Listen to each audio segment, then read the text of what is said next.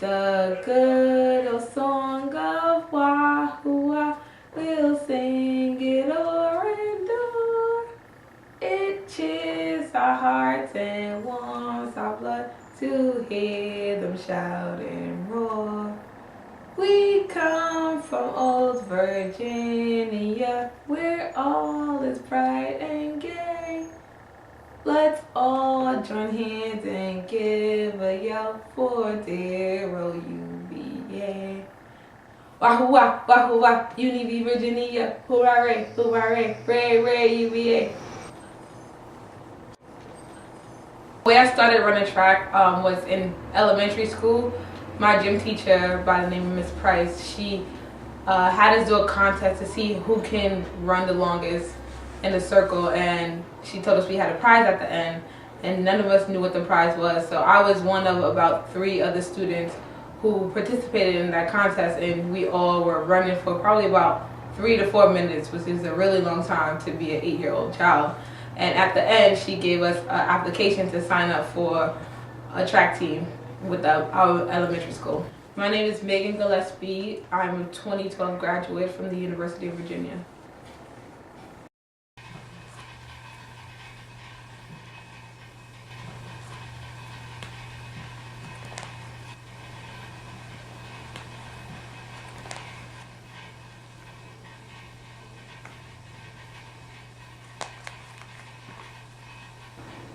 What my life would be like without track is kind of hard to imagine, because from a very young age I always imagined track being a big part of my life. Some of the urban communities that I lived in include Fort Greene, Red Hook, Crown Heights, and Brownsville. Some of those communities that I just named are known as some of the toughest areas in Brooklyn, New York, especially Red Hook and Fort Greene. The crime rates in these areas are really high, and I happened to grow up in some of these areas during those really crucial times. For example, when I lived in Red Hook, I did know people who were affiliated with gangs, more so Bloods than Crips, being that it was Red Hook. They really took the color red and associated it with their gang. I do have family members that were true gangbangers. I myself was not in a gang, however I was affiliated with some people who were in a gang and took it very seriously.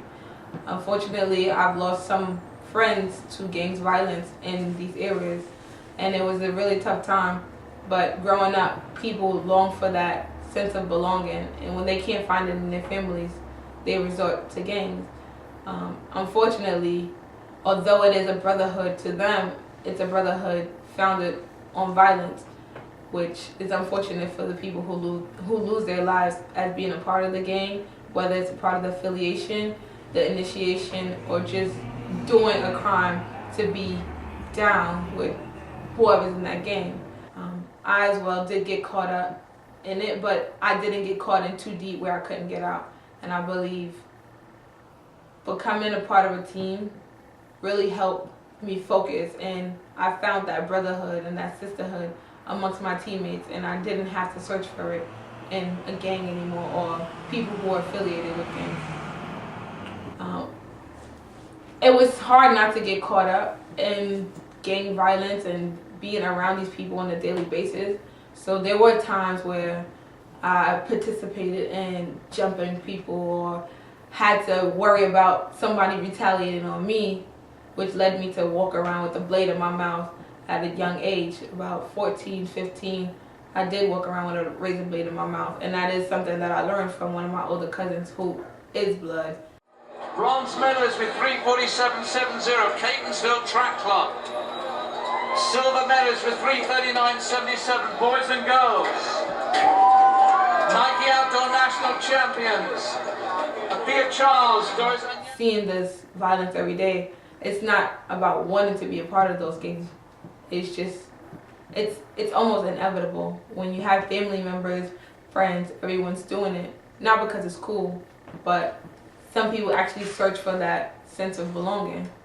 So I believe my obstacles and my harsh upbringing was definitely a catalyst to my education. I don't believe it hindered me at all. It just really made me push myself to make it beyond my means and make it further than anyone in my surroundings expected me to. For Brooklyn, New York, represented by boys and girls. In lane 6, the fastest time in the nation this year with 3:48.04 from Maryland, Eleanor Roosevelt High School. We lived in a shelter in Fort Greene, which is one of the projects we lived in prior to moving to Red Hook. So it was a really tough time being back in an area where I was familiar with people. Now living in the shelter opposed to living in the apartment complexes. So that was tough, and throughout that time I bounced around from the shelter to my aunt's house, and it was kind of tough. It's Brooklyn, New York, it's Maryland and New Jersey.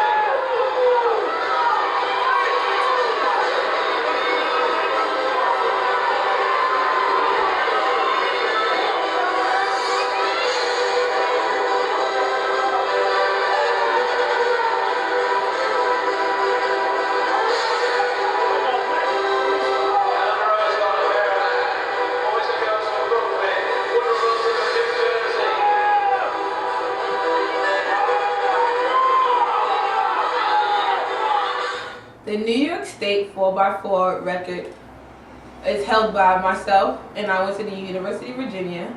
And Donnie Rodriguez, she went to the University of South Carolina. Kenesha Abrams, she went to the University of Maryland Eastern Shores. And Deandra Nelson, she went to the University of New Mexico. My time at the University of Virginia as a student athlete was definitely a challenging time of my life. To transition into a predominantly white college, being a black female from Brooklyn, New York, I didn't always feel accepted throughout the university. My team dynamics was a little different. I felt more comfortable amongst my teammates. The University of Virginia was a really great experience for me. The campus was really beautiful. It's one of the nicest looking campuses out there. It's also the #1 public school in the country at the time I was admitted. The university was very diverse. We did have Greek life there. We are known to be, a really good academic school, but we also know how to party as well. It was a really good experience overall. They have really good cafeterias. They have really superb housing for student athletes, and overall it was a really good experience. As of now, I am working in my field of study. My major was sociology, and I aspire to be a relationship counselor long term. However, at the moment, I am an advocate counselor at a transfer high school in Brooklyn, New York. People often comment on my vernacular, the way I spoke. People often associate it with, oh, you're talking white, or oh, you went away to school, you don't know where you're from, or those kind of negative comments that hint at me disengaging myself or disassociating myself with the areas that I'm originally from. And to that, I definitely acknowledge the ignorance of those people who make those ignorant comments. I believe and I encourage other young people from urban areas to go and explore other parts of the world, which include going to college.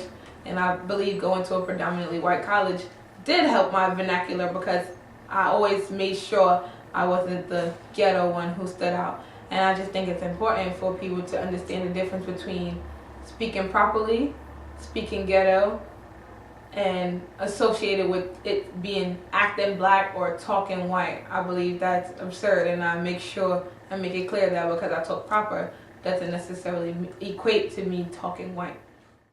The good old song of Wahoo, we'll sing it o'er and o'er. It cheers our hearts and warms our blood to hear them shout and roar. We come from old Virginia, where all is bright and gay. Let's all join hands and give a yell for dear old UVA. Wahoo wah, Uni Virginia, hooray, hooray, ray, ray, UVA.